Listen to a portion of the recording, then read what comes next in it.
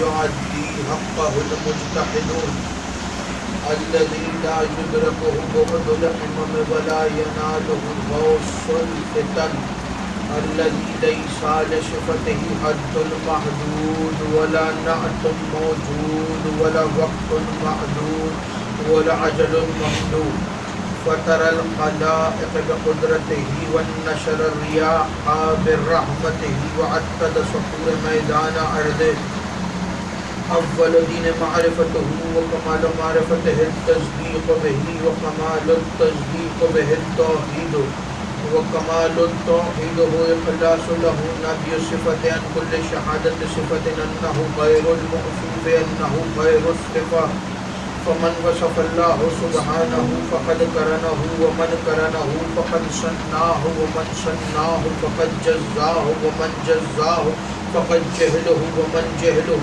فقد اشار اليه ومن اشار اليه فقد حده ومن حده فقد عده. الصلاة والسلام والتحیۃ والاکرام علی النبی الرحمت وخازن المغفرۃ وقائد خیر والبرکۃ ومنقذ العباد من الحلقۃ سیدنا و مولانا بالقاسم محمد اللهم صل علی محمد وآل محمد.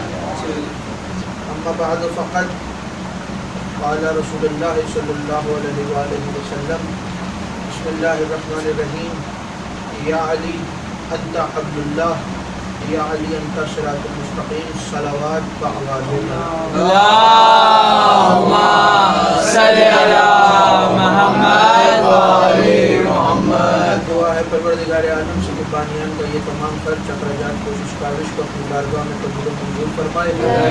حضرات کا اس فرش پہ چلایا میرا عظیم خالق اللہ اپنی بارگاہ میں قبول فرمائے. کو اس فرش پہ آنے کا بہترین اجر عطا فرمائے. کوئی غم نہ دے سوائے غم حسین کے. لاکھوں لوگوں کی دعا میرے اللہ قبر کی پہلی رات ہو زیارت امیر نصیب فرما. قیامت کا دن ہو شفاعت شبیر نصیب فرما. حشر کے روز خاتم قرآن خاتم دامن اہل بیت نصیب فرما. ہمارے آخری وارث کا ظہور جلد فرما. ہمیں ایمان کے انوار و انصار میں شامل فرما. اور ہر عزادار کو مرنے سے پہلے لازمی مرتبہ تمام زیارات مقدسہ کی زیارت نصیب فرما. تمام لوگوں کو قبولیت تک پہنچائیں. سہارا درود کرنے ایک دفعہ مل کے سارے بلند آواز سے صلوات. اللهم صل علی محمد وآل محمد. اجازت ہے گفتگو کا آغاز کیا. خمسہ مجالس اعضاء کی پہلی تقریر کا عنوان عظمت و اختیارات امیر المومنین علی بن ابی طالب علیہ السلام. اللهم صل علی محمد وآل محمد. آپ حضرات سماعت فرما رہے ہیں. عنوان مولا علی کے اختیارات اور ان کی عظمت. سرنامہ کلام میں ایک حدیث رسول کا ایک فرمان آپ کی گوش گزار کیا. رسول نے فرمایا یا علی انت حبل اللہ یا علی انت صراط مستقیم. اور بھی کئی مقامات ہیں جہاں رسول نے امیر المومنین کو مخاطب کر کے کوئی نہ کوئی حدیث بیان فرمائی. کئی مقامات پر کہا یا علی آپ حق کے ساتھ ہیں اور حق آپ کے ساتھ ہے. آپ قرآن کے ساتھ ہیں اور قرآن آپ کے ساتھ ہے. یا علی میں اور آپ ایک ہی نور کے.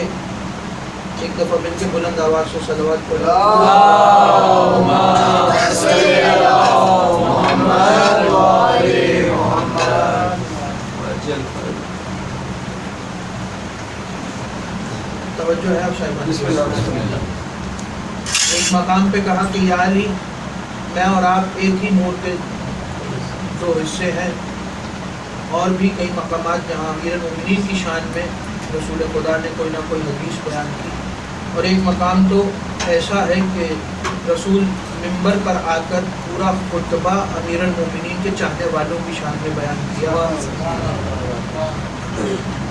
تو یہ جو مقام ہے جہاں رسول فرما رہے ہیں کہ یا علی انت حبل اللہ، یا علی انت صراط مستقیم، یہ کون سا مقام ہے جہاں علی کے لیے یہ رسول بیان کر رہے ہیں؟ اور عظمت امیر المومنین پہ سن لیجئے گا کہ رسول خدا تشریف فرما تھے، امیر المومنین مسجد میں داخل ہوئے اور سلام کرتے ہوئے رسول کے پہلو میں آ کر بیٹھ گئے، تو مولا علی کی طرف دیکھ کے رسول اللہ نے فرمایا یا علی انت حبل اللہ۔ اور یہ کس وقت فرمایا؟ یہ اس وقت فرمایا جب قرآن کی اس آیت کی تفسیر بیان کر رہے تھے کہ جس میں یہ بیان کیا گیا کہ خدا فرما رہا ہے کہ اللہ کی رسی کو مضبوطی سے تھام کے رکھو،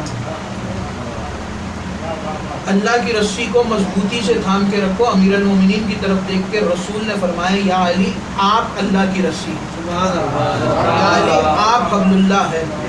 اور اگر کسی کو اس میں کوئی بھی شک ہو تو مولا علی کی ہی زبان سے ایک بات پیش کر دیتا ہوں کہ جب مکہ فتح ہوا اور فتح مکہ کے موقع پر رسول خدا اور امیر المومنین مکہ میں داخل ہوئے اور کعبے کے اندر آئے، اور رسول خدا نے امیر المومنین سے بت توڑنے کو کہا، اور امیر المومنین جب رسول خدا کے شانوں پر سوار ہوئے بت توڑنے کے لیے تو سلمان کھڑے ہوئے تھے۔ سلمان نے مسکرا کے پوچھا یا علی آپ کے ہاتھ کہاں تک پہنچے؟ تو یہاں پر ایک جملہ علماء کہہ دیتے ہیں اور اکثر لوگ یہ جملہ کہتے ہیں کہ امیر المومنین نے یہاں پر فرمایا کہ میرے ہاتھ عرش تک پہنچے، لیکن یہاں پر اصل جو جملہ ہے وہ آپ کے حوالے کروں۔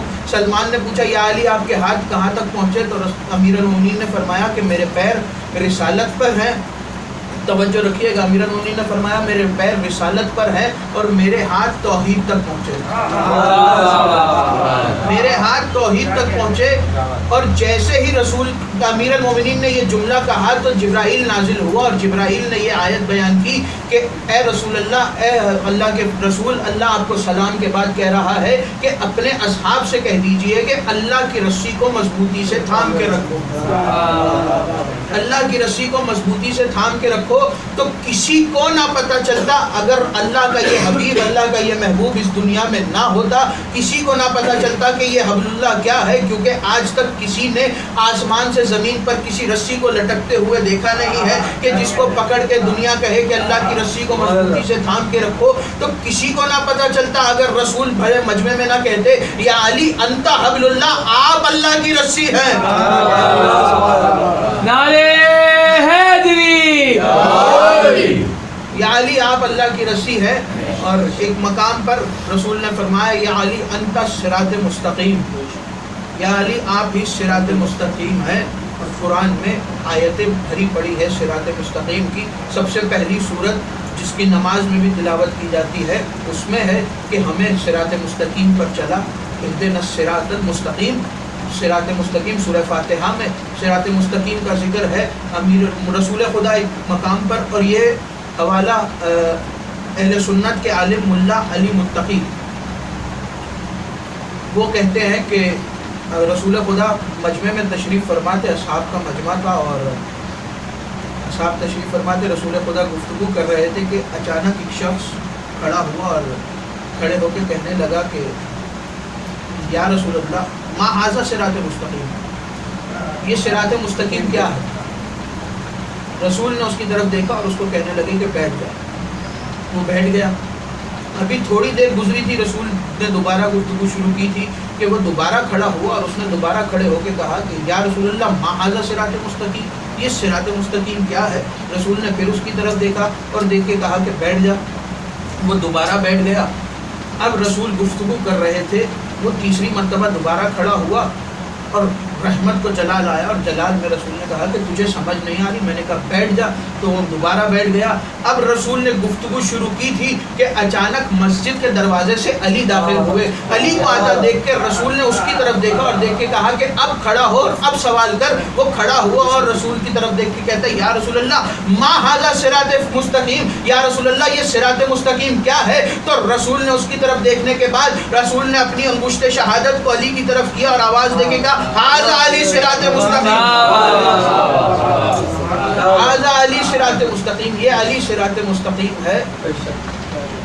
تو اللہ کی رسی بھی امیر المومنین، صراط مستقیم بھی علی۔ کون جھٹلائے علی کو؟ دنیا۔ رسول خدا نے خیبر کے میدان میں اعلان کیا کہ جو بھی مجھے علی کے آنے کی خبر دے گا، توجہ رکھیے گا، جو بھی مجھے علی کے آنے کی خبر دے گا میں اسے معراج کے رازوں 18,000 رازوں میں سے ایک راز بتاؤں گا۔ معراج کے 18,000 رازوں میں سے ایک راز بتاؤں گا۔ رسول نے اعلان کر دیا۔ خیبر کے میدان میں بڑی بڑی VIP شخصیات موجود تھی، سب نے مدینے کا رخ کیا اور دیکھنے لگے۔ واحد سلمان تھے جنہوں نے عرش کی طرف دیکھنا شروع کیا۔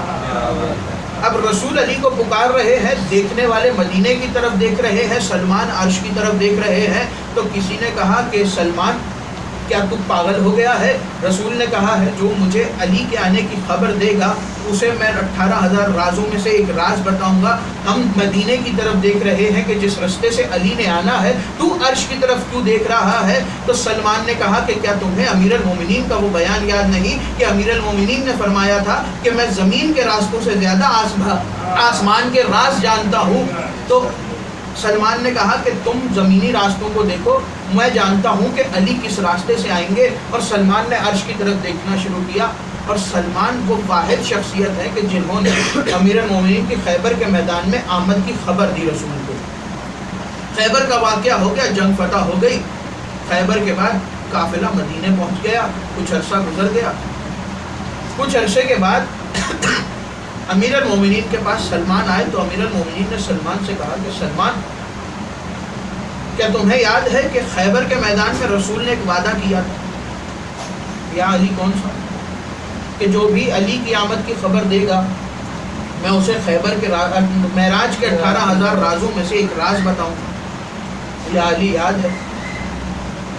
تو سلمان، تم نے سوچا نہیں کہ کب جا کے پوچھ رہے ہو؟ علی سلمان کو بول رہے ہیں کہ تم نے سوچا نہیں کہ کب جا کے پوچھ رہے ہو؟ سلمان نے کہا کہ یا علی، میں سوچ ہی رہا تھا، لیکن یہ اس کشمکش میں تھا کہ کب جاؤں اور کب موقع ملے اور کب رسول سے پوچھوں۔ تو مولا نے کہا جا سلمان اور جا کے آج رسول خدا سے پوچھ کہ یا رسول اللہ وہ 18,000 رازوں میں سے ایک راز تو مجھے بتا دیجئے۔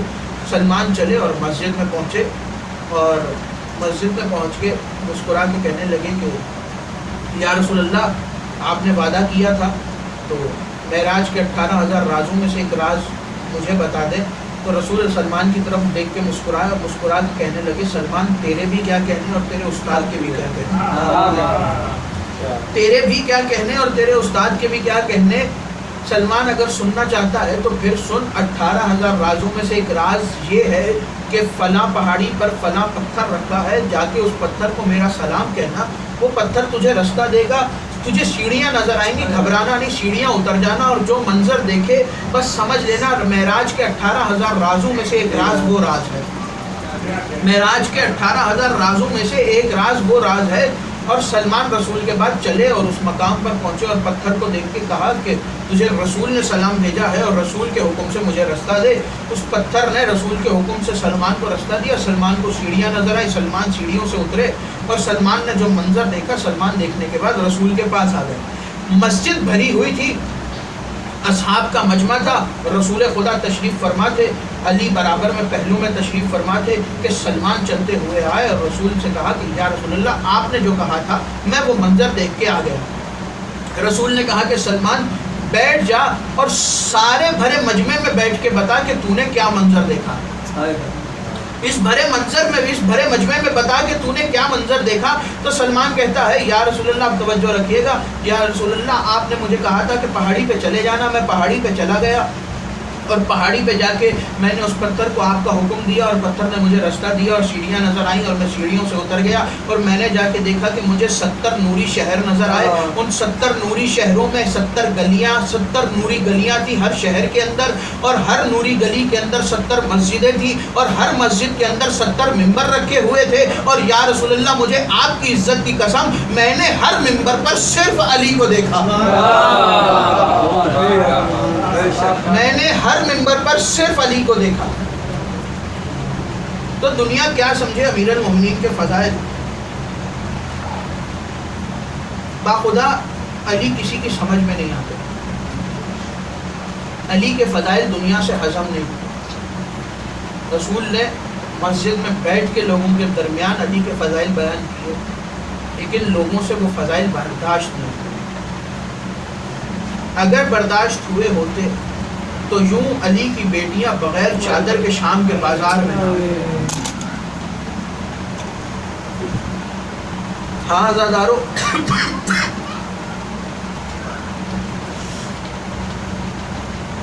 کیا کچھ نہیں دیا اہل بیت نے اس دنیا کو؟